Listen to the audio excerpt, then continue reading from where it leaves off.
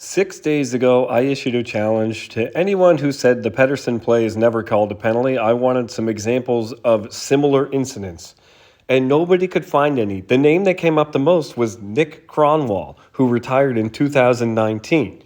So I'm going to show a few of his hits, and I'm going to say, are they really that bad? Should he get called for charging on all of them? There's one where his feet are still on the ground. They look awful in fast motion, but his feet are still on the ground up to contact, and then he goes up as a result of contact. There's a couple that are borderline that we're going to get to. He has a tendency to explode up into contact, which is something I talk about a lot as a bad idea. This one here, I would say he gets up just a little bit and explodes up into contact. I would like to see these probably called a little closer. See how he kind of flicks that heel off? But the NHL does allow a slight launch as long as it's going sideways and not upwards. This is Pettersson. Look how far up he goes. Compare it to the last hit I just talked about that was questionable, and look how much higher he is than that one.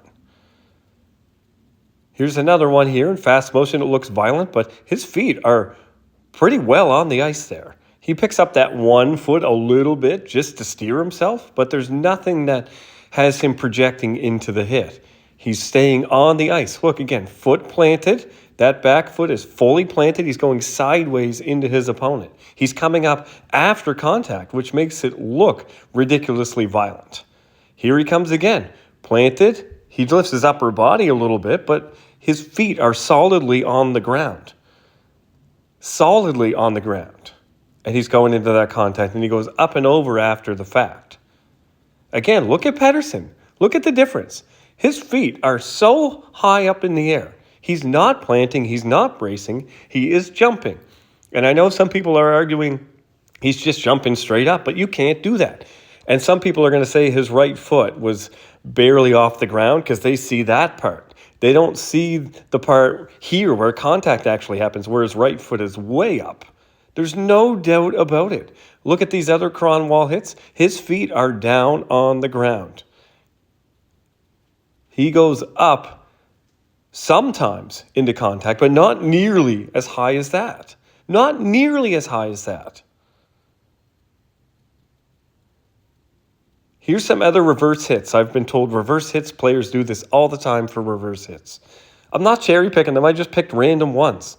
A list of reverse hits. And I'm watching YouTube video after YouTube video. And people tell me there's all kinds of examples on YouTube of reverse hits of players doing this. No, there isn't. The players come off the ice after the reverse hits happen.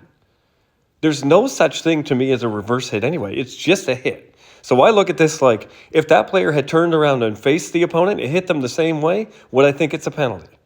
And all these, no, I wouldn't. They're planted, and they're just pushing back into contact, and then they come off the ice after the fact as a result of contact.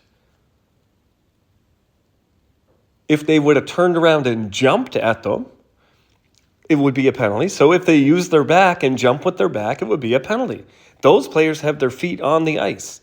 Does Pettersson have his feet on the ice? If he had turned around and faced Fogle and done this very same thing, jumping up in the air, would it be a penalty? Yes. So this is a penalty.